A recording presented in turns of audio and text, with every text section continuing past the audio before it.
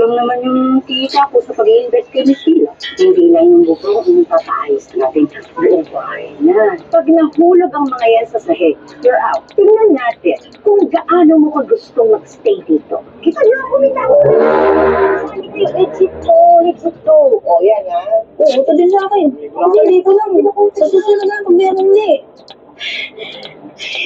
Thank you, Coach. Don't thank me yet. Para kay nanay. Para kay Papsi. Para sa pangarap. Can you just imagine, Lindsay, ikaw yung aakyat sa stage bilang top sales agent ng bansa. Then receive 50,000. Yeah. Lindsay, anong ginagawa mo rito?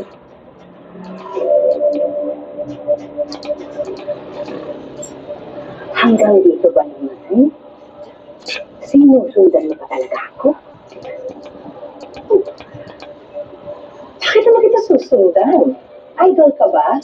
At ako ang fan? No way.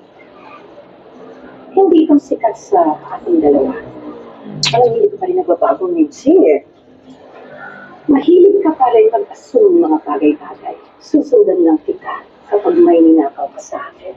At kailangan kitang habulin. Hindi ako magnanakaw. Excuse me. I won't take your word for it. Nagtangka ka ng nakawan ako dati, hindi ba? Sino kasi na sa akin yun? Wala akong pinagtangkaan ng kawin sa'yo. Kumusta siyang lumapit sa akin? Ilusong mahal ka. Hindi totoo yan. Matagal na. At nakakapit ka pa rin siya. Sa kasinungalingan na yan? Ha, ikaw,